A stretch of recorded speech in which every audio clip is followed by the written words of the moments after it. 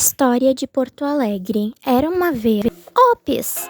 Se vamos voltar ao passado, temos que ilustrar. Quero contar para vocês a história de Porto Alegre, esta cidade cheia de coisas boas.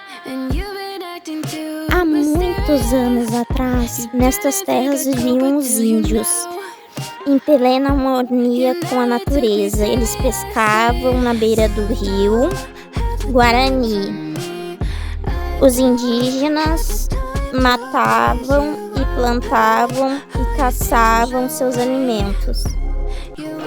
Os índios guaranis viviam nestas terras livremente durante 300 anos, até a chegada dos tropeiros. Eles viveram na busca daquilo que não lhes pertenciam, o gado, para vender nas feiras de São Paulo. E para isso, os tropeiros lutavam contra os índios que queriam defender suas terras, onde eles tinham suas famílias e tudo o que precisavam. Os tropeiros matavam muitos índios, escravizaram outros para trabalharem em suas estâncias, mas alguns índios fugiram. O Brasil era colônia de Portugal e tinha um rei muito injusto que apoiava os tropeiros. Até que um dia surgiu um homem chamado Jerônimo de Ornelis Menezes. Veio morar nas terras à beira grande do lago, trazendo toda a sua família e mais 100 pessoas.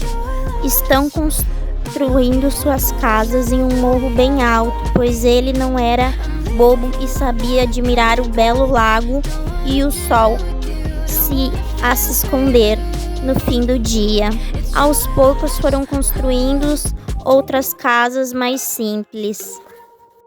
Então Porto de Ornelis foi formado e crescendo porque o tempo foi passando, até que de Portugal, onde havia um lugar chamado Arquipélago dos Açores, vieram alguns casais.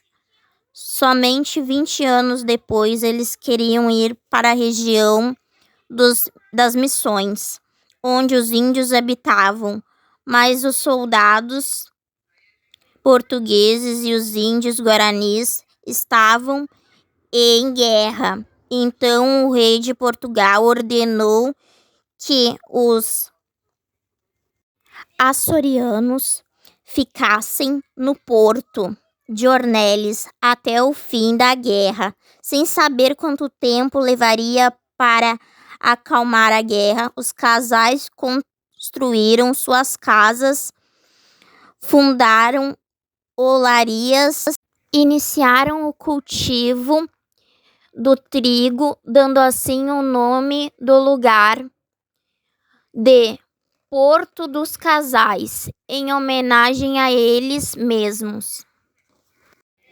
Depois é chamado de Freguesia de São Francisco, um santo que os açorianos eram devotos.